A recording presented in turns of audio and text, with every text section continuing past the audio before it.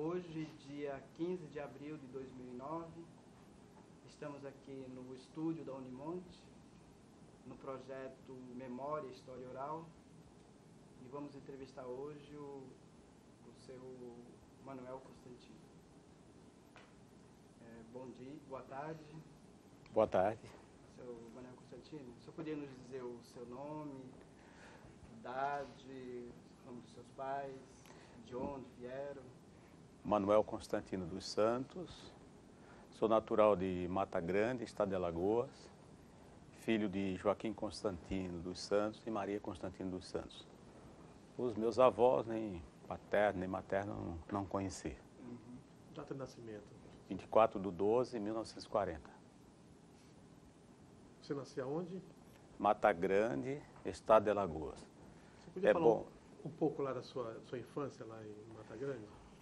Mata Grande é uma cidade que fica num vale, né, no sertão do estado de Alagoas, né.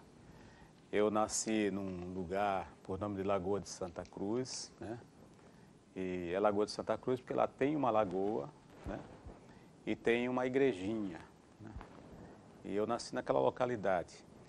E eu era agricultor, né, trabalhava na roça, né, e a sobrevivência que se tirava dali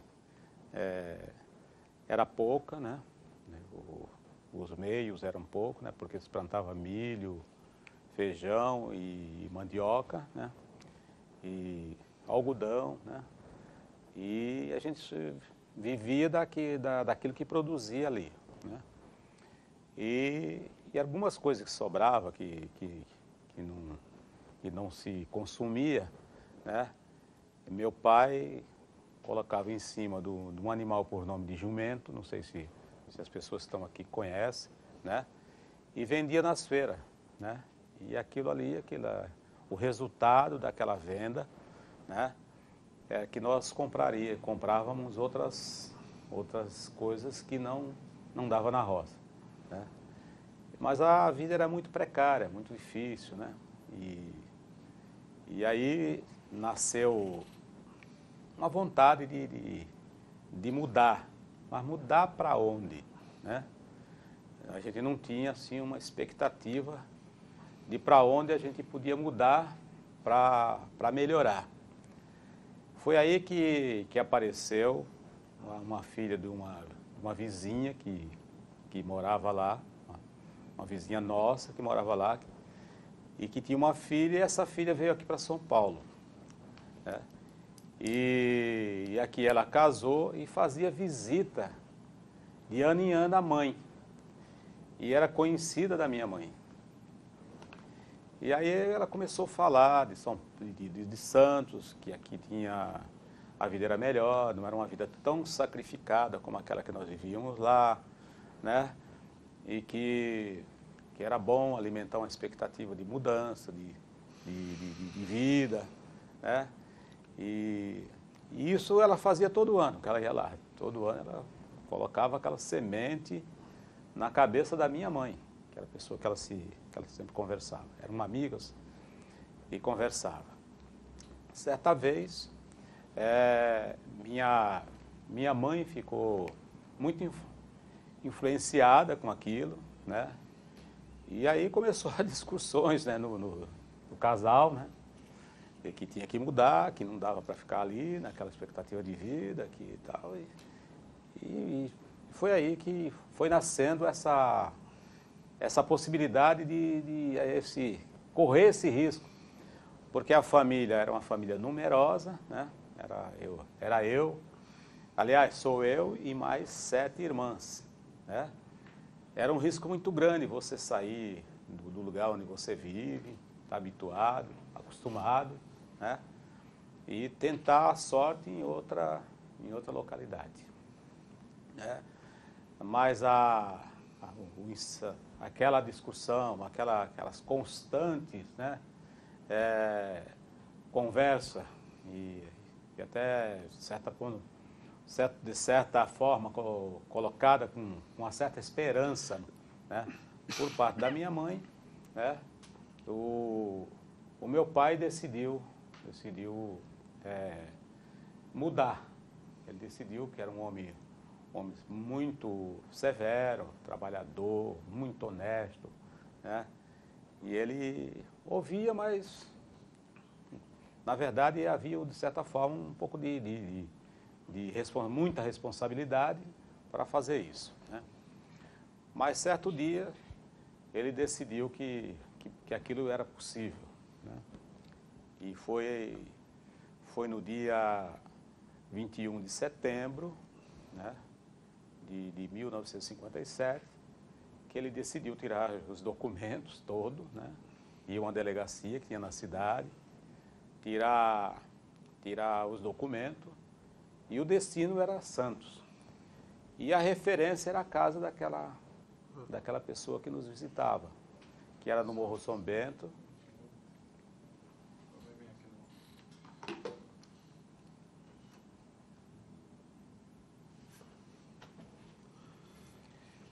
Que nem eu ia falando, a única referência que nós tínhamos, né, era essa senhora, né, que visitávamos, né, aliás, visitava a mãe dela, né, todo ano e conversava com a minha mãe. E mudar, a responsabilidade de mudar era muito grande, porque meu pai era analfabeto, minha mãe era analfabeta e toda a família era analfabeta. Eu não sabia ler, nem escrever, nem meu pai, nem minha mãe. Então, você sair da sua terra natal e vir para uma terra diferente, né, era uma responsabilidade muito grande. Mas meu pai decidiu e nós partimos, né, como eu já disse aí, no dia 20, não partimos no dia 21. No dia 21 de setembro, meu pai decidiu tirar a documentação e nós partimos no mês de outubro. Eu sei que nós chegamos aqui, aliás, nós partimos chegamos aqui no dia 5 de outubro, né, de 1957. Como que vocês vieram? Vinha de um ônibus, né? Um ônibus, eu lembro que eu vim sentado no corredor, numa banquetinha, né? Porque era muita despesa, porque foi vendido tudo, né? Mas mesmo vendendo tudo, se tornava difícil para você vir, comprar passagem para você vir, né? E eu vim com meu pai, né? E eu do lado do meu pai sentado numa banquetinha. Levamos acho que mais de 5 dias para chegar aqui, né? Descemos em São Paulo, na estação, onde pega o trem para Santos, né? E descemos ali na estação do Valongo, né? Para mim foi uma novidade, você passar pela serra, tinha aquelas gremalheiras, né? Você vê aquele maquinário todo funcionando. Eu ficava na janela olhando, né? E sei que chegamos aqui em Santos, né? na estação do Valongo. Era já quase o pôr do sol e tínhamos que subir o morro. Subimos o morro e fomos à procura daquela referência que nós tínhamos. Não foi difícil encontrar. Qual é o morro? São Bento, Morro São Bento. São Bento. É, na rua São Cristóvão, 340, né? Não foi difícil encontrar essa moradia. Mas meu pai, ao chegar lá, ele é uma pessoa, e a pessoa receber uma família, né? É uma coisa assim terrível, né? As pessoas, às vezes, você vê aqueles pessoal circulando na rua, um com um saco nas costas, outro com uma trouxa na cabeça, né? E, às vezes as pessoas não avaliam o que era aquilo, atravessar a rua, as pessoas que, né? É uma novidade muito grande, porque lá onde eu morava não tinha carro, não tinha... Agora já tem, né? Mas na época eu não lembro, passava caminhão por lá, né? Esse carro eu não lembro. Bom, então aquilo foi um transtorno muito grande. Mas a gente vinha com sonhos, sonho de crescer, né? De melhorar de vida, expectativa de melhora de vida. E eu lembro, quando eu ia subindo o morro, eu olhei para trás e eu vi o porto, né?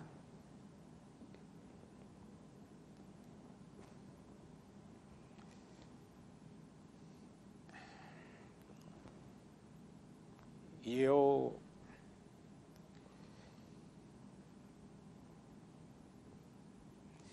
naquele momento, eu perguntei, né, para assim, de certa forma, curioso, se você vai subindo e vem gente atrás.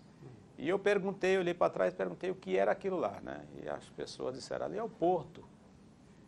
E eu vi aquele negócio bonito, né? E eu perguntei para as pessoas, e aquilo lá é um navio na água. E naquele momento eu alimentei um sonho de trabalhar no porto. Veja, falei, eu vou trabalhar lá, né?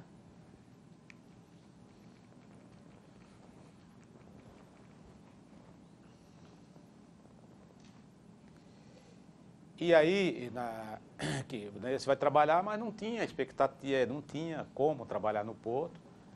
Né? Aquela minha fala era um sonho que eu tinha, era aquele sonho. Sonhava em trabalhar no porto, mas não tinha condições porque eu não sabia ler. E o porto exigia, né, que as pessoas soubessem ler. Né? Tá. Constantino, vamos dar uma retornada ali. Você chega na casa, aquele transtorno, aí como que se aloja, vai morar onde, como é que fica? Então, aí eu cheguei nós subimos o morro, isso, né?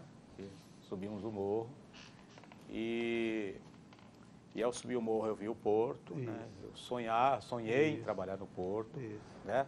Chegamos na casa, subimos o Morro São Bento, passamos o Largo São Bento, descemos, que é na Rua São Cristóvão, passando a igreja, descendo para o lado do Jabaquara. Aí, lá, quando nós chegamos lá, realmente estava lá.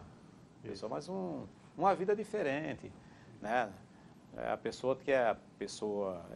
Essa senhora, por nome, que é a pessoa que eu me referi, que visitava, chamava-se Dejanira, né? O marido dela chamava-se Ferrinho, né? E trabalhava na prefeitura. E ela não sei se trabalhava em algum lugar. E a casa era uma casa grande, bonita, né? Para gente que vinha chegando do Nordeste. É bonita. Meu pai não se sentiu bem ali, né? Meu pai não se sentiu bem. Mas muitas pessoas que ficaram sabendo que nós saímos do Nordeste, que moravam aqui, né? Já vieram ao nosso encontro. E naquela noite nós pernoitamos na casa de uma outra pessoa. Eu lembro que nós se acomodamos numa varanda, na casa de uma pessoa que tinha um chalé grande, né? Nós acomodamos lá. E essa outra pessoa era conterrânea, era do Norte? É, conterrânea também, lá do Nordeste, né? Lá de Alagoas também. Isso. Bom, se acomodamos lá, dormimos a gente trazia redes, né? Todo mundo trazia redes, armamos as redes nas varandas, dormimos ali, né?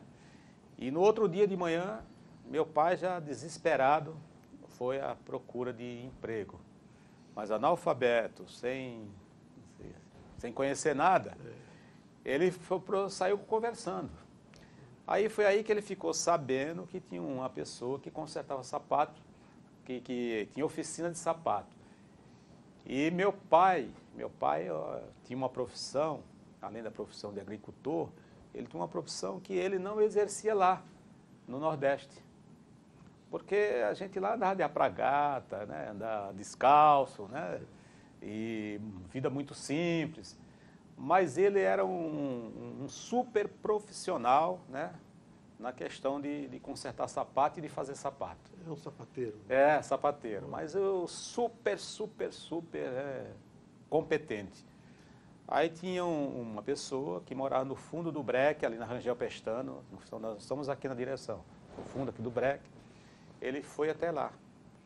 E lá ele conseguiu que a pessoa colocasse ele para consertar sapato.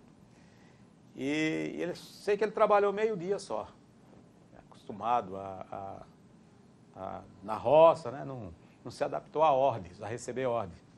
Mas naquele meio-dia ele ficou sabendo de onde vendia a sola, onde vendia o martelo, onde vendia o que precisava para consertar sapato. Bom, quando ele ficou sabendo, ele já foi lá na casa e conversou com a loja lá, que vendia esse material, e a loja se dispôs a vender para ele o que ele precisasse. Bom, ao mesmo tempo, ele saiu à procura de um lugar para acomodar, para nos acomodar. Ele encontrou um local ali em cima do túnel, aqui, túnel, né, um lugarzinho onde a gente pudesse já se acomodar, se instalar ali. E ali nos instalamos, e ali era oficina, consertar sapato. E já no outro dia ele saiu à procura de alguém que precisasse consertar sapato e voltou como se fosse uma penca de banana nas costas, com vários sapatos para consertar e tal. E ali começou já a nossa sobrevivência.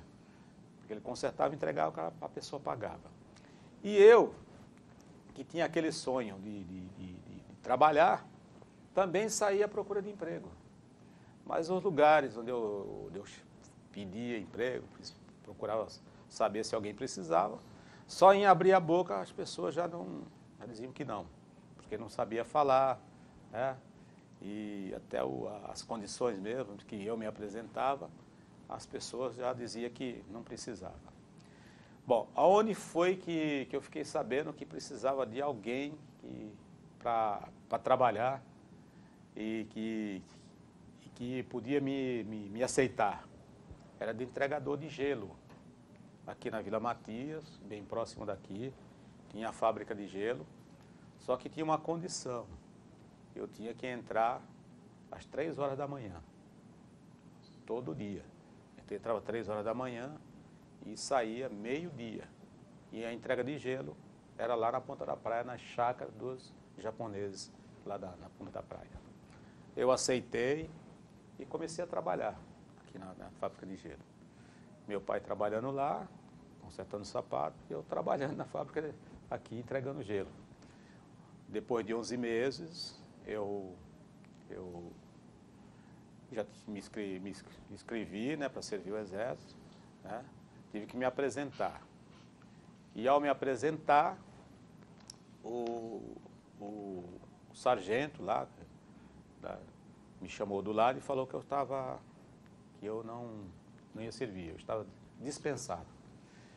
Naquele momento houve uma certa reação da minha parte, né, porque eu queria ficar lá, né, porque lá eu ia ter o rancho e ia ter a boia, né, eu imaginava. E podia, né, ter mais condições para estudar, né, porque eu trabalhando, entrando 3 horas da manhã, era difícil para estudar, né.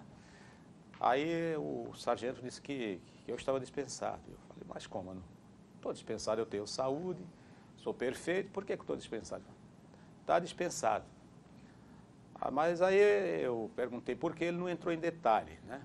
Eu falei para ele, eu conversei com ele, falei, e quem é que manda aqui? Ele disse que era ele, né?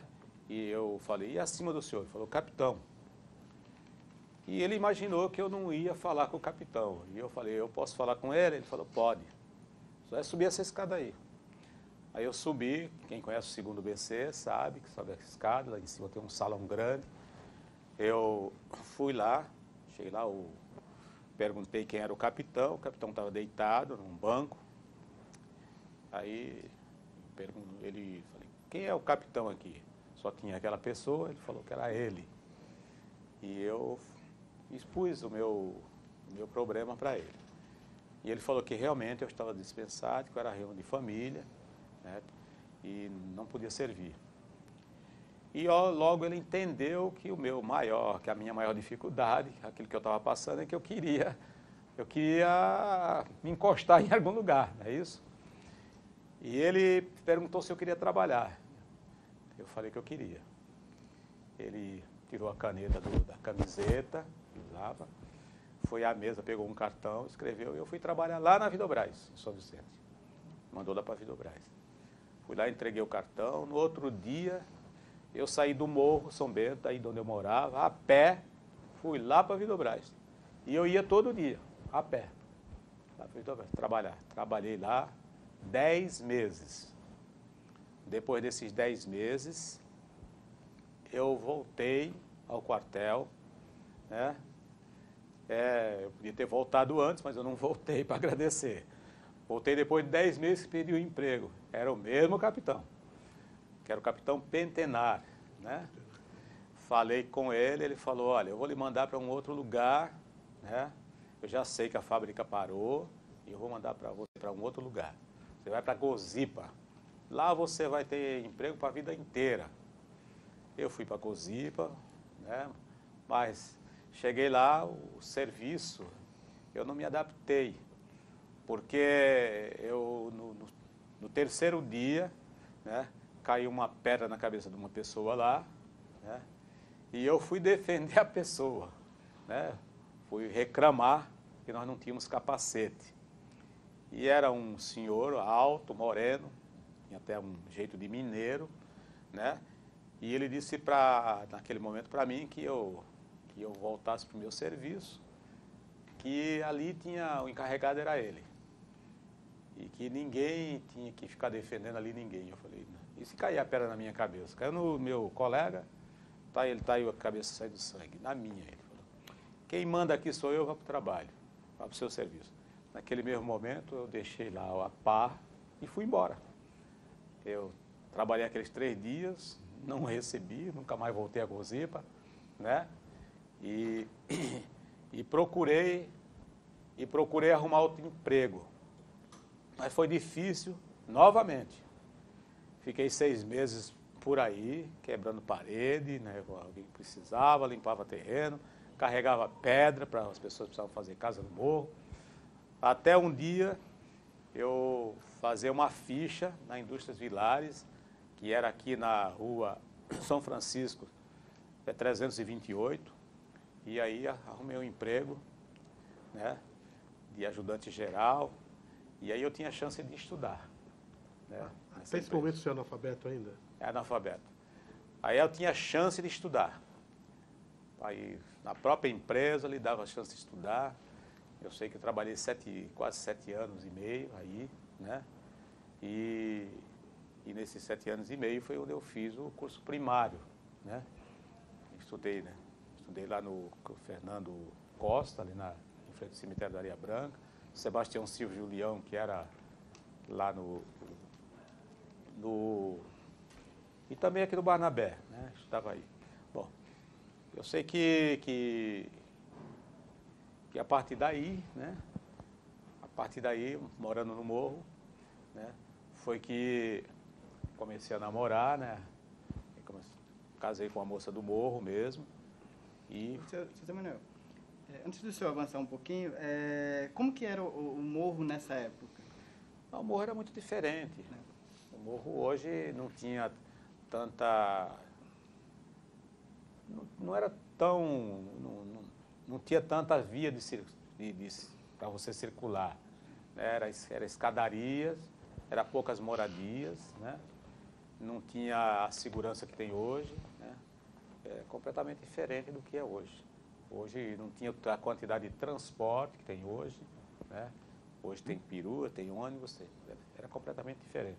Só que, segundo o que a gente vê hoje, era um pouco mais seguro, né? Morava mais portugueses, né? E nordestinos. Essa presença dos portugueses era um fato mesmo? Fato mesmo. Fato, né? Português havia mais português e o pessoal oriundo do Nordeste que vinha para cá. Lá era mais barato, né? As moradias. As pessoas vinham morar no morro. Tinha muito alagoano lá no morro? Não dá para te falar que se tinha, né? Muito alagoano, né? A minha esposa era filha de português, né? E os alagoanos, não sei, eu não posso dizer. Eu sei que tinha, até hoje ainda tem muito nordestino no morro. Isso aí. Você estava falando do seu casamento. Isso. Eu só ia começar a falar do seu casamento.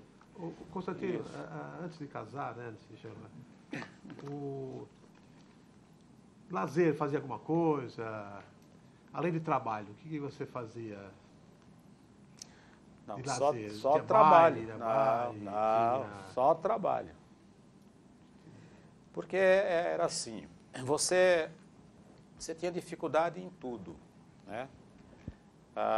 E tinha objetivos, certo? Tem pessoas que não têm sonho, mas eu tinha sonho, né? Eu tinha sonho de trabalhar nas docas, eu tinha sonho de trabalhar na Light, né? E todos os sonhos, né, esses dois sonhos ou mais sonhos, eu tinha sonho de ter uma casa para morar, né? Eu tinha sonho de liberdade, né, de ser uma pessoa livre, né, que não dependesse de ninguém. Livre até um certo ponto, né? Eu tinha esse sonho. Né? E para isso eu tinha que, os momentos que eu tinha de folga, eu pegava sempre alguma coisa para ler, um pedaço de jornal, um livro, alguma coisa. Eu nunca perdi tempo para ficar parado, né, e num bar. Nunca entrei num bar para ficar jogando dominó, nunca entrei. Né? Bebericar eu não bebo mesmo, né? Mas nunca tive esse entusiasmo, essa prática. Né? Todo o meu tempo era ocupado, né, com alguma coisa que pudesse me dar condições de sobrevivência, de melhora de sobrevivência. Né? Então, é tanto que quando eu entrei na Villares, né, eu conhecia a minha esposa carregando pedra, né, para a casa do pai dela que ia fazer uma reforma na casa dele. Né? Então eu levava lata de pedra lá para cima do morro, né? Que foi esse tempo aí que eu perdi o emprego, que eu saí da Cosipa. Né? Aí não arrumava emprego lá nenhum, eu andava à procura do que fazer. Aí sempre tinha alguém que queria quebrar a parede, sempre tinha alguém que tinha um terreno para limpar, sempre tinha alguém que queria que transportasse areia ou pedra lá para cima do morro, para alguma reforma que as pessoas estavam fazendo. E isso eu combinava com as pessoas e ganhava um dinheirinho. Né? E foi num desses trabalhos que eu conheci a minha esposa, né? Lá no morro. E posteriormente, logo a seguir, eu arrumei um emprego na Villares. Né? E arrumando um emprego, né, com 1 ano e pouco, que estava lá na Villares, casei, né, e continuei morando no morro. A Villares ficava onde? Ficava na rua São Francisco, 328. Né? Hoje, ela inclusive é na Cama, acho que, se não me engano, é Schindre, Elevadores Atlas, fica na Campos Melo. Mas naquela época, ela ficava na rua São Francisco, era Elevadores Atlas. Né? Bom, Seu Manuel Constantino, e o nome da sua esposa? Maria da Silva Santos. E aí comecei a namorar, né? E casei e... Aconteceu. Siga um pouco aí. Pronto, Manuel.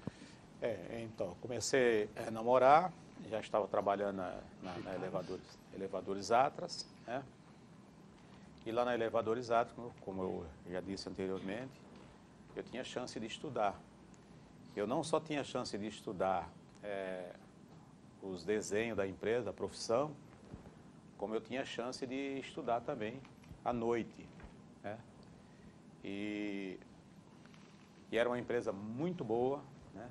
Que ela, além de lhe dar essa oportunidade de você aprender, ela pagava razoavelmente bem, né, para quem trabalhava e respeitava todos os direitos dos trabalhadores. Né? Bom, e aí eu fiquei até 1967. Lembro que naquela época foi a época onde tinha ocorrido a Revolução, né? E havia o Sindicato dos Metalúrgicos, era ali perto da própria empresa, da Constituição, na Rua da Constituição, e muitas vezes eu ia lá para o sindicato. Lá também eu aprendia, né, como você brigar pelo seu direito, como você podia estar se envolvendo, participando, né? Até foi lá onde eu conheci uma pessoa que todo mundo respeita, muita gente. Eu e as pessoas que frequentavam o sindicato e que era metalúrgico, né, respeitava também, que era o Vitelbino José da Silva. Não sei se alguém aqui já ouviu falar nele. Constantino, 64, como que você viu o golpe assim? Você sentiu, soube? Não, eu era muito jovem, Era jovem, muito né? jovem, e naquela época eu tinha 64, eu devia ter aí umas 23 a 24 anos, né? E como eu trabalhava nessa indústria, né? Essa indústria não teve nenhuma dificuldade, porque era uma indústria que tinha a parte de montagem de elevadores e outra parte era da conservação. Eu fazia parte eu trabalhava na conservação de elevadores. Mas eu era essa parte da conservação era envolvida com a questão de prédios aqui na praia.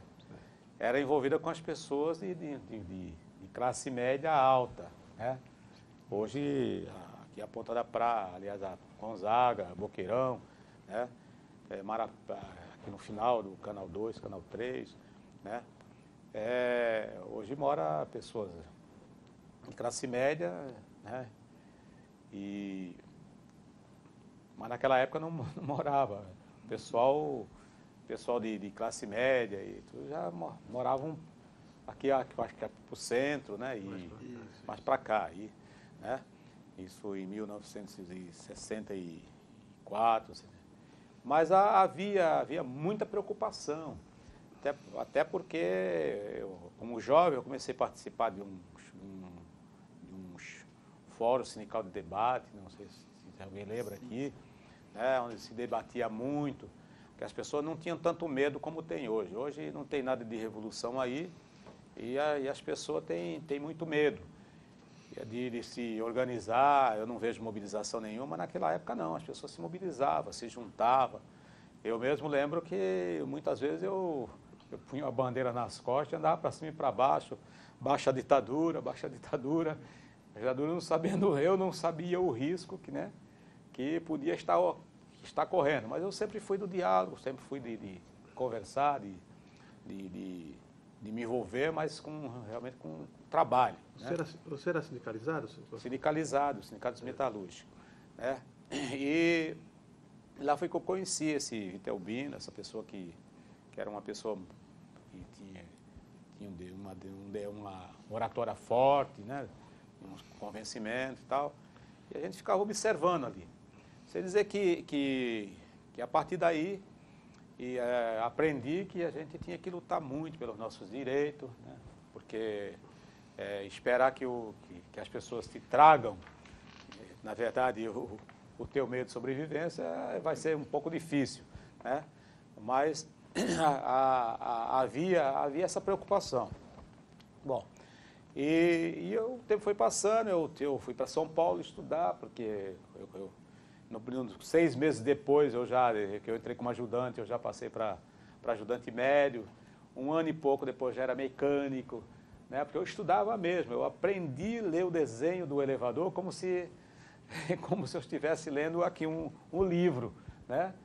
E você aprendendo o desenho do elevador, você tira o defeito do elevador até por telefone. Então veja, foi assim uma revolução na minha vida, né? E as pessoas passaram, de certa forma, a ter um grande respeito por mim, porque eu era muito...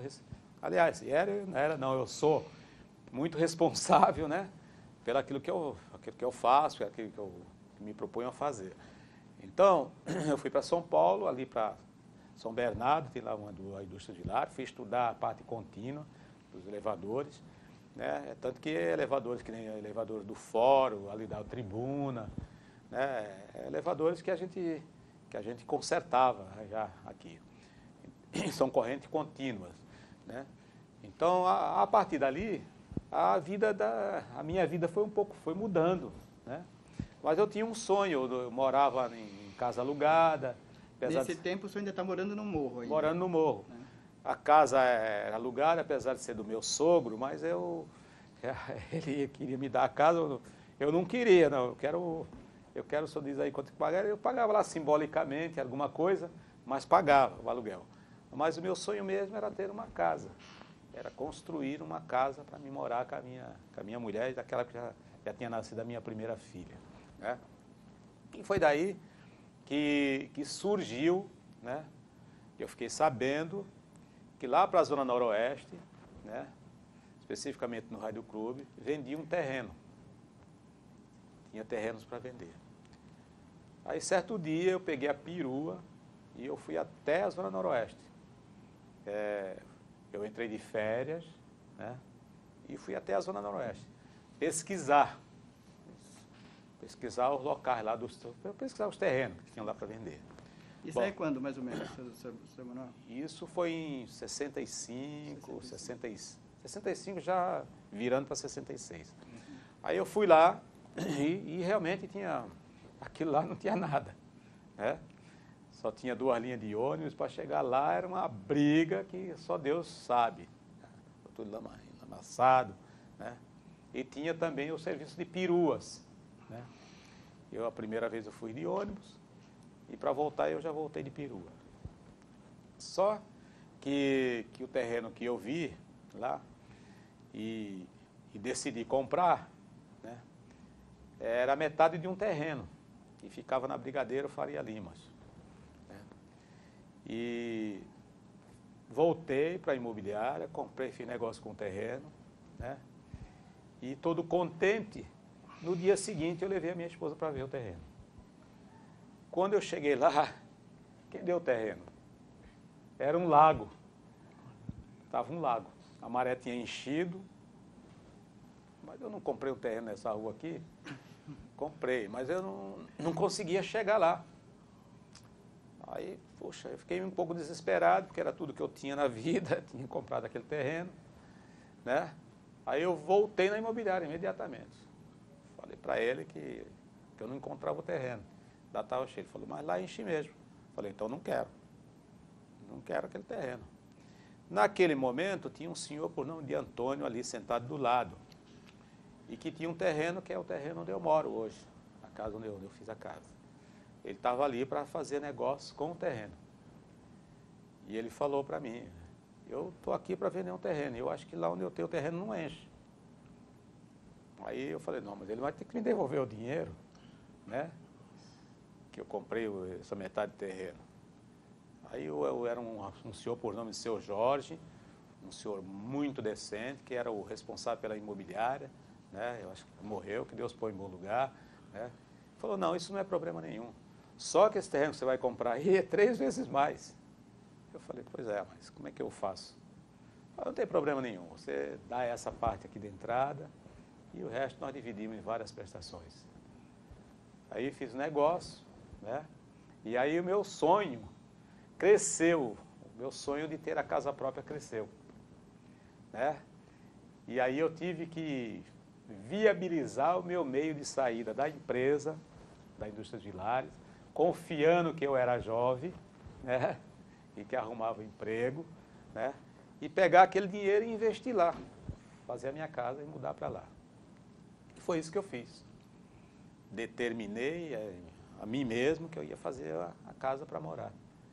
E eu fiz lá uma meia-água, né? Viabilizei lá, construí, né, a casa que eu precisava para abrigar a minha família, né? E fui para lá. E a minha surpresa é que quando eu comecei a ver o que precisava lá precisava de tudo. Porque tinha aquelas 2 linhas de ônibus, que era 91, 94, às vezes quebrava. As peruas era aquela confusão. Às vezes tinha perua, às vezes não tinha perua, né? E eu, é claro, eu fiquei sem emprego, né? E como era profissional, eu fui procurar as firmas que consertavam elevador. E encontrei uma firma por nome de Stefan, né?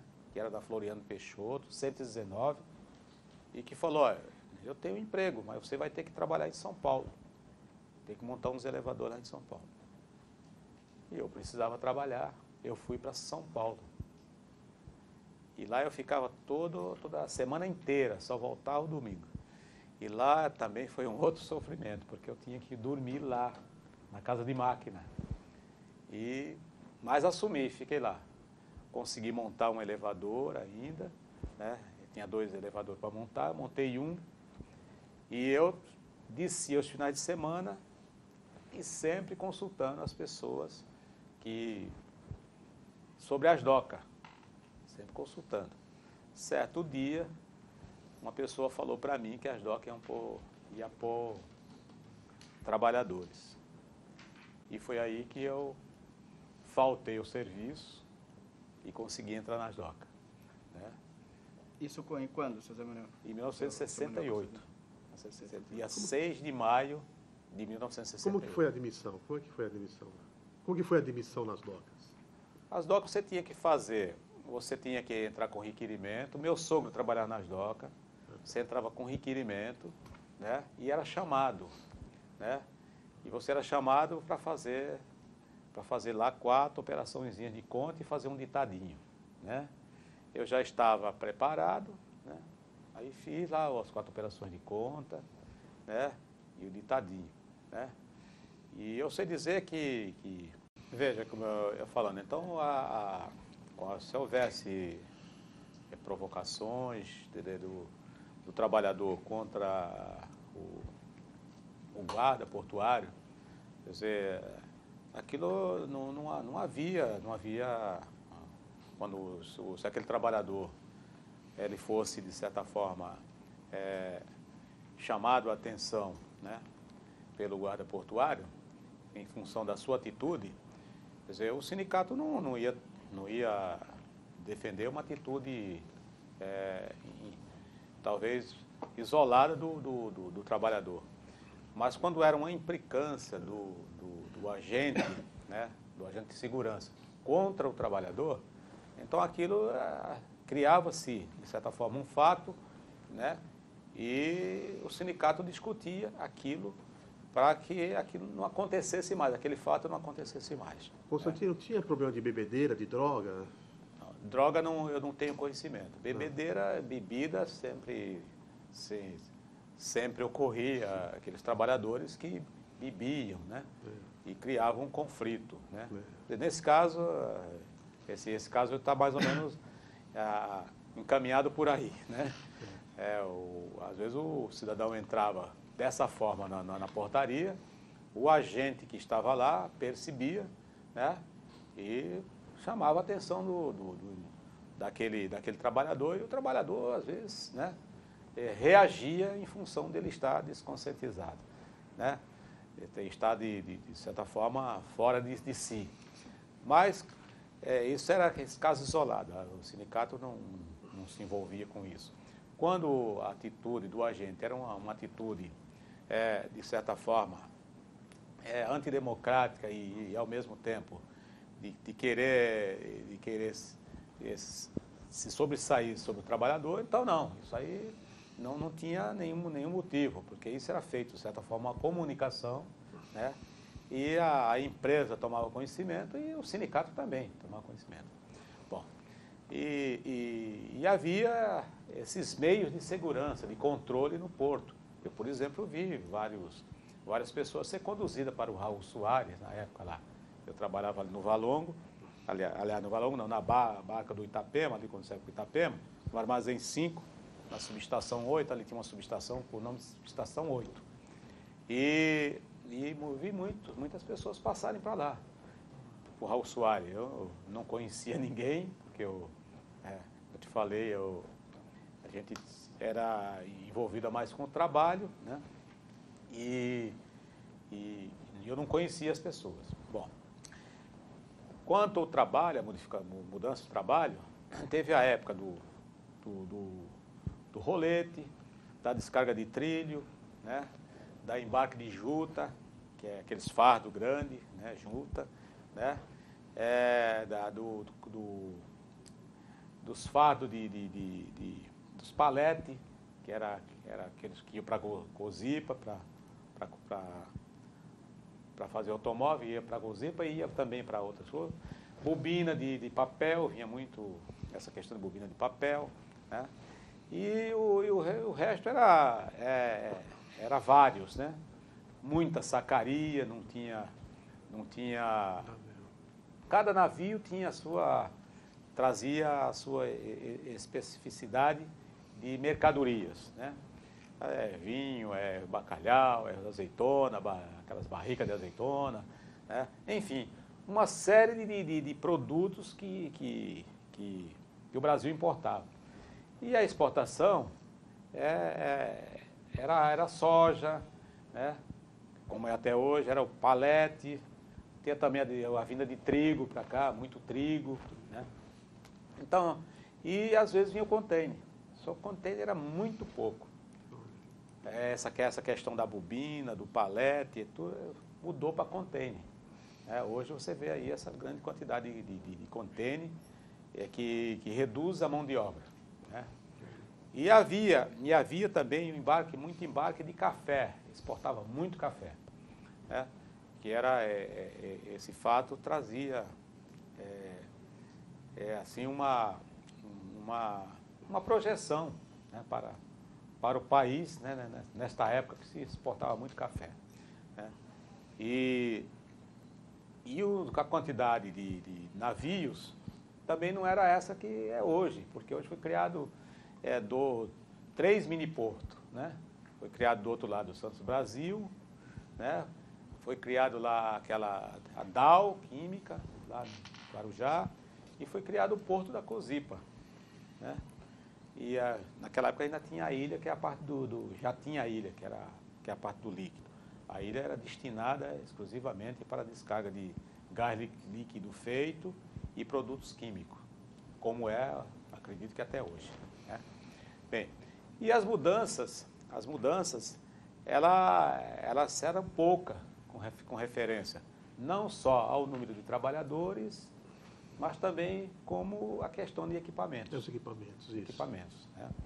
E aí foi que veio aquela discussão da necessidade de mudança para aumentar a produtividade com a pseudo ideia, né, de que poderia se estar gerando mais emprego, né, mais produtividade e mais crescimento. E foi aí onde houve a mudança da legislação. Em 93, né, eu aposentei em 91 da CODESP. Veio a mudança da legislação que mudou de CLT para a lei 8.630, né? Mudando toda a legislação, né? Acabando com os direitos dos portuários, passaram a borracha no direito dos portuários, fato inédito, né? Inédito, né? Com a ideia de que isso era para o bem do Brasil, certo? Então, essa é a parte que eu posso falar do Porto, né? E também com relação ao ganho, né? Até 93, os trabalhadores ganhavam muito bem. E eu também participei daquela greve que demitiu, né, os 5.573 trabalhadores. Que ano que foi esse? Foi em 88. 88. 88. Não estou bem se foi 88 ou foi... Até era prefeita Em 90. Era prefeita Thelma. 90? Foi, 90. Então, Prefeita Thelma. Thelma. Então, foi em 90, né? Ela entra prefeita em 88. Depois... Isso, então foi 89 e 90. essa greve aí. Então, demitiu os 5.572 trabalhadores, 73. Você foi demitido também, não? Fui demitido também. Foi também? Foi. Nessa época eu não era vereador, eu tinha ficado na primeira suplência, fiquei lá no meu sindicato, né? Porque havia necessidade de você estar convencendo os colegas a não reagir, não ir lá para o cais, tomar nenhuma atitude que pudesse trazer prejuízo para o próprio colega, né? E aguardar as lideranças política e sindical, né, a resolver este assunto que era de nosso extremo interesse, né? Com relação à minha vida, a mudança de vida, quando fui morar no Rádio Clube, que nem eu já falei, quando fui lá não tinha nada no Rádio Clube. Então, aí a gente ia pedir mesmo para o senhor voltar, né? Fazer uma descrição de como foi de como era, de como foi se desenvolvendo. Você chega né? no Rádio Clube, isso. Então, aí eu vou para assim, 67, eu vou morar no Rádio Clube.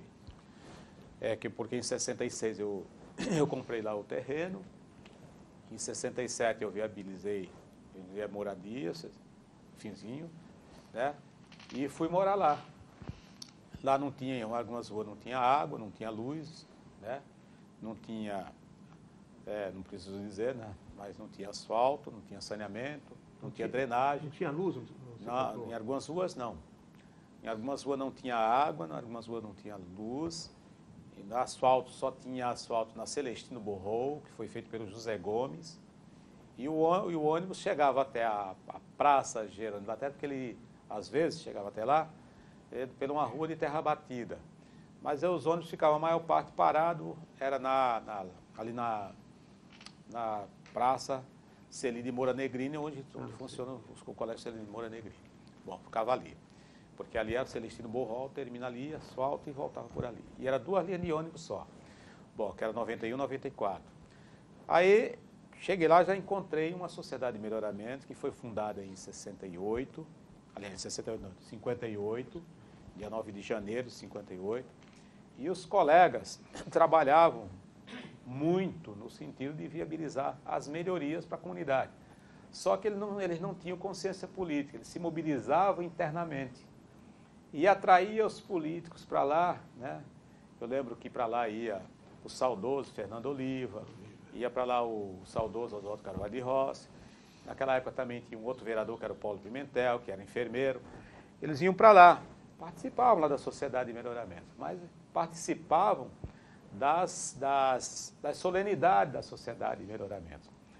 E as pessoas gostavam muito daquela participação e por eles eram encaminhadas as reivindicações. Só que as cobranças não eram uma cobrança permanente, umas cobranças como de mobilização, você juntar 20, 30 pessoas e vir no gabinete do prefeito, né? Era diferente, né? E aí eu comecei a participar da sociedade e fui ver o número de sócios.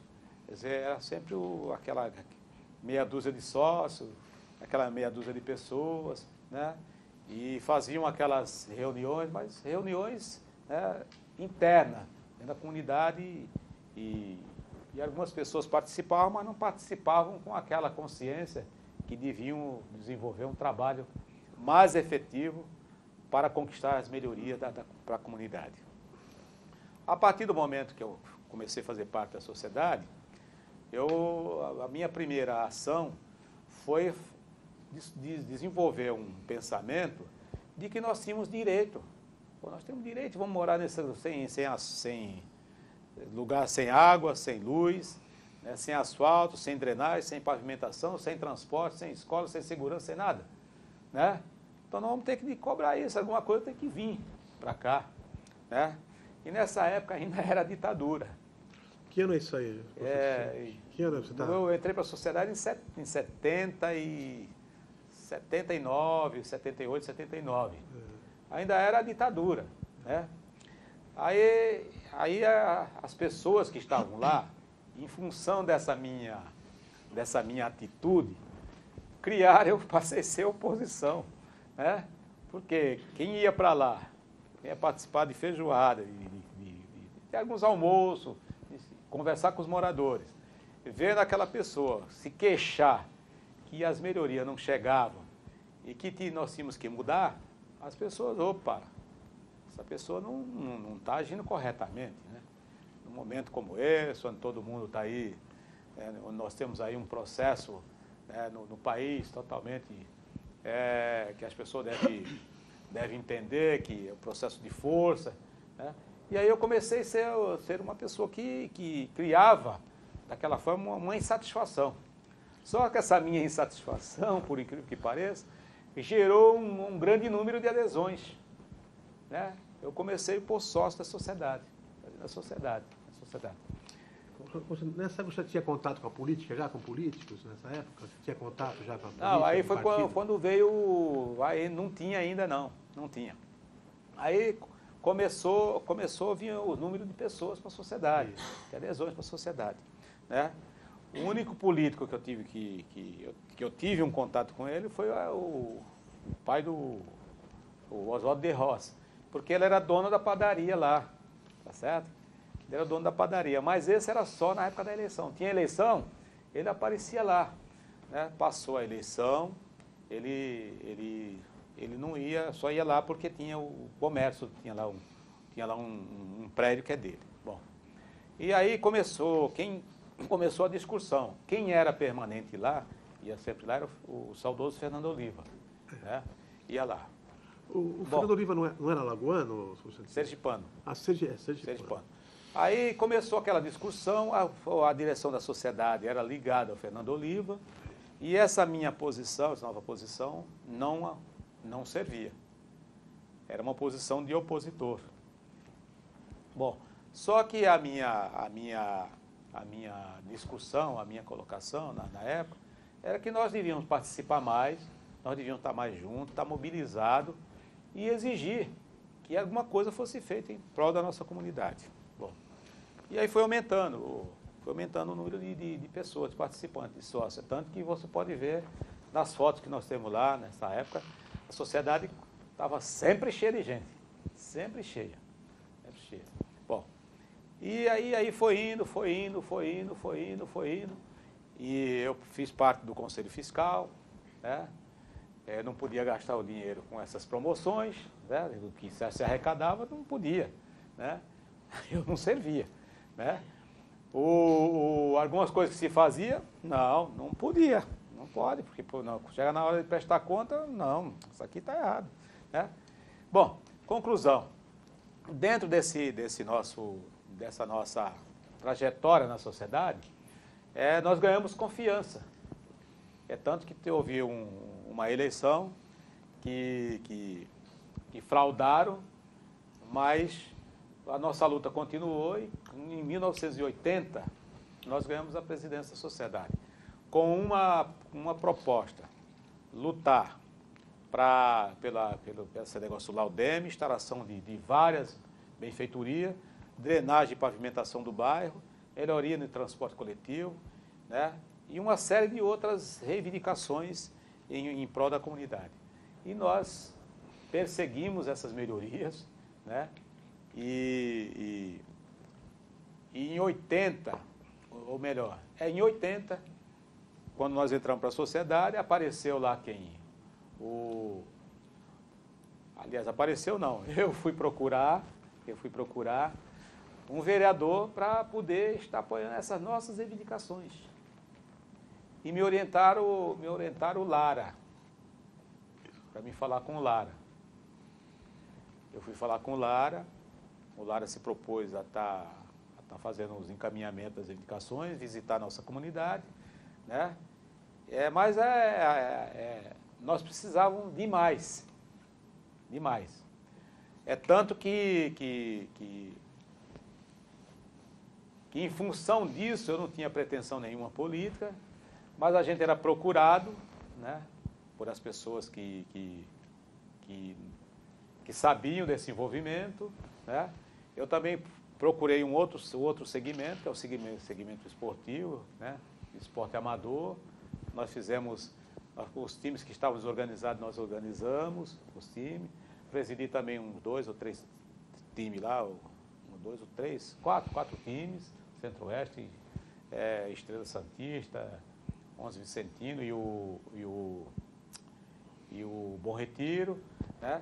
E em função dessa organização, a gente passou a ser uma pessoa que as pessoas nos procuravam para discutir as questões da comunidade. Bom, mas houve um momento que eu falei, poxa, se eu estou ajudando os políticos, e quando procuro os políticos, apareceu o Del Bosco também, nós ajudamos, né? E aí eu decidi, eu já era filiado, né?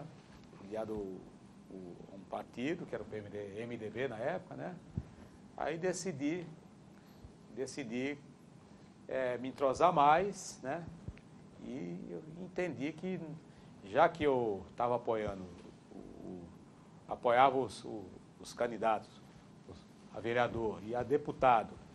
E quando a gente precisava das reivindicações, muitas vezes a gente não conseguia, outras vezes não conseguia, né?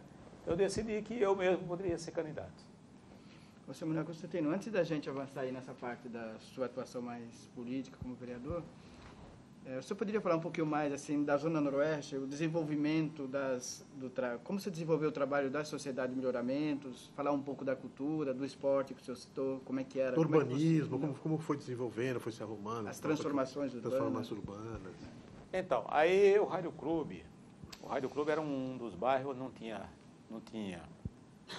as vagas, só era todo de ruas de terra batida. A grande maioria das vias enchia, porque eram baixas, né? As valas eram a céu aberto.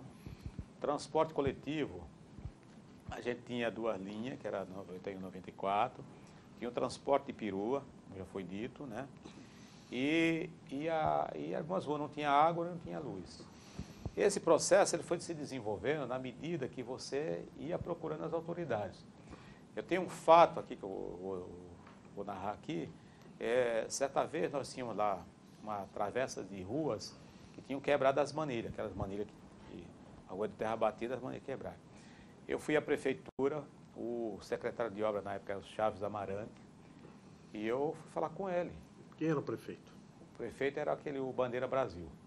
E eu fui falar com ele, o Chaves Amarante falou, olha, as manilhas eu tenho as manilhas. A princípio ele até não entendeu bem, né? Eu ia lá reclamar, né? Mas eu fui pedir para colocar a manilha na rua, né? E ele disse para mim que ele tinha que atender a praia, né? Porque a praia que recebia o turismo, e a minha comunidade era uma comunidade distante, escondida. Ele não tinha gente para pular para trabalhar. E eu disse para ele mandar as manilhas para lá, que a gente colocava. E eu sei dizer que eu não consegui colocar todas as manilhas. Coloquei só numa travessa de rua. Eram 7 travessas de rua, 32 manilhas. Ele prometeu que ia mandar no outro dia, mandou mesmo a manilha, mandou o cimento, mandou tudo, né? E eu tinha que guardar aquele material, né? Então o desenvolvimento não era um desenvolvimento fácil de chegar, era muito difícil para chegar. Por quê? Não há o interesse para atender a população mais pobre, ela é um interesse, é um pseudo-interesse, tá certo? Não há, porque lá não mora ninguém influente, lá não mora ninguém que saiba fazer uma crítica contundente, né? Lá não há ninguém que consiga mobilizar as pessoas como precisa ser mobilizada. As pessoas muitas vezes, em razão de sofrer muito, de ter que trabalhar muito para conseguir a sobrevivência, ela não tem tempo. Bom, então tudo isso que aconteceu, o crescimento que aconteceu lá no Rádio Clube, ela veio em função da região eleger alguém que representasse e que buscava, de certa forma, colocar em primeiro plano, né? Sempre foi colocado em primeiro plano os benefícios para aquela comunidade, né? Então, era quase como se fosse assim um compromisso, né, do poder público, aliás, o de você com o poder público, no sentido de ambas as partes. Um compromisso, se você coloca isso lá, que você vai ter isso aqui, tá certo? Porque senão você não teria condições. Muitas vezes eu tive que ir lá discutir a possibilidade de alguma coisa de interesse do governo, o governo tinha interesse, em função daquilo que a comunidade precisava, né? Poxa, eu estou aqui constantemente colaborando, votando, ajudando, né? Ou trabalhando em função da comunidade, e o governo, infelizmente, não está viabilizando a parte dele, né? Então, é muito bom quando a comunidade tem alguém que realmente representa aquela comunidade. Eu gosto daquela comunidade, porque as pessoas que iam lá, elas participavam, mas elas não tinham o apego que tem uma pessoa que está lá, não tinha o compromisso daqueles que estão lá. Bom, eu lembro também que certa vez o Paulo Barbosa jogou lama nas ruas lá. E nós mobilizamos a comunidade e viemos jogar lama na prefeitura. Nós trouxemos balde de lama de lá da Zona Noroeste, lá do Raio do Cru para a prefeitura. Aquilo, Paulo Barbosa, ele ficou, de certa forma, ele ficou tão preocupado que certa vez eu cheguei na prefeitura e me atendeu no corredor. Ele saiu, estava atendendo não sei quem lá dentro, mas ele não podia me deixar esperar, porque eu levava 20, 30 pessoas para a prefeitura. Nós não íamos xingar ninguém, não. A gente ia lá e nós íamos falar da nossa comunidade, daquilo que estava precisando lá. A água, a rua estava enchendo, né? A manilha que estava quebrada, que não dava acesso, a iluminação que estava quebrada, o transformador que não comportava a carga de ligações que estava ligado naquele transformador, né? E a gente ia reivindicar o poste que faltava, a iluminação que faltava, enfim. Mas eu não ia sozinho, sempre ia nunca fui com menos de 10, 15 pessoas lá. Sempre ia aquele batalhão na prefeitura e nunca desrespeitamos nenhuma autoridade, nunca. Só tratavam das nossas melhorias, da reivindicação, mas nossa presença incomodava. Agora, a Zona Noroeste cresceu em função da grande luta do seu povo, né? Porque lá, quando o trabalhador lá mora o pedreiro, lá mora o carpinteiro, lá mora o portuário, lá mora o portuário de forma geral, genericamente. O estivador, o consertador, o doqueiro e tal. Enfim, mora todas essas categorias lá. E mora lá o enfermeiro, Agora, só que o pedreiro, o eletricista, o carpinteiro, aquelas pessoas que moram lá, que tem necessidade de melhoria na sua casa, ele não tem lazer. O sábado, domingo, feriado, que ele tem folga, ele está arrumando a sua casa. Então, a Zona Noroeste cresceu, melhorou, se desenvolveu, graças ao esforço do seu povo. Porque até hoje a Zona Noroeste é uma região que ela não absorve, aliás, que não é investido o que é arrecadado. Parte da sua arrecadação não vai parte para lá,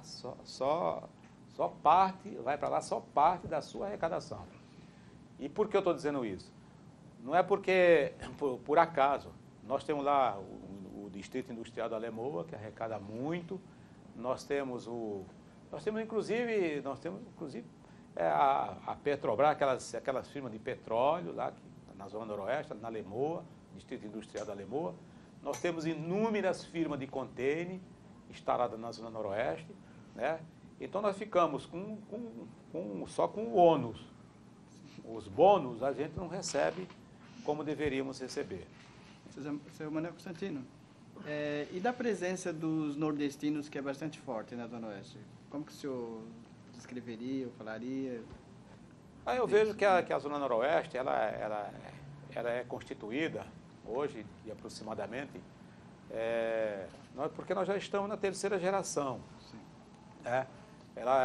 Essa presença foi muito importante para a Zona Noroeste, porque esse pessoal, eles vieram para aqui para o estado de São Paulo, especificamente para a Baixada aqui, para trabalhar na COSIPA, na refinaria, né? E ficaram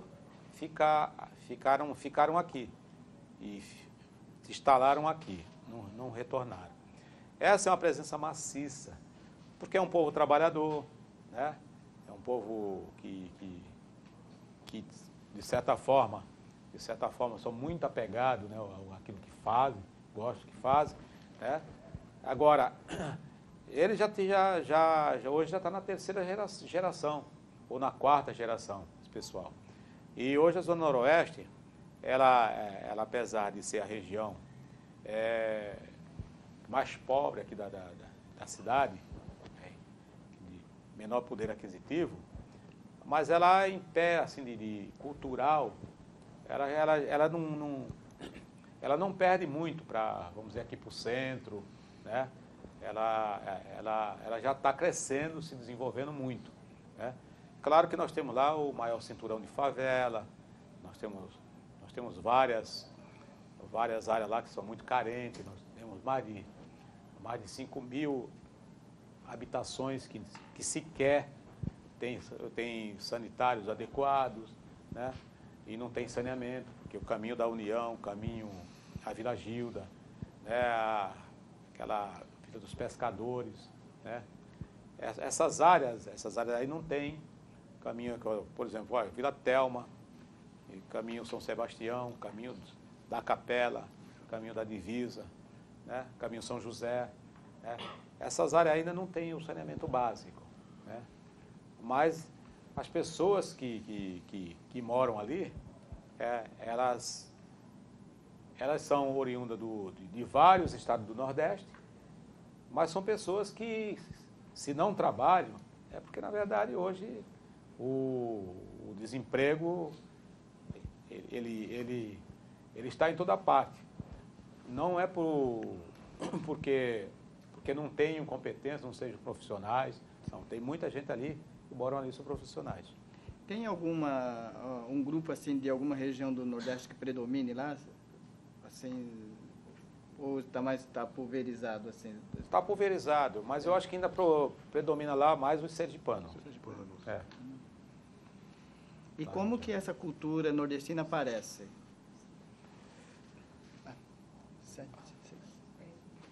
Eu acho que eles aparecem, ele não aparece identificadamente, certo? Mas você identificar as pessoas, esse aqui é sergipano, esse aqui é alagoano, esse é paraibano. Mas aparece nas pesquisas. Nas pesquisas que se faz, eles aparecem. Aparece que tem mais sergipano. Uma questão aí de um ano e pouco atrás, eu li um artigo que falava que a Zona Noroeste ela tinha mais sergipano, né? Depois vem os baianos, né? E vem os alagoanos, né? Mas eu acho que também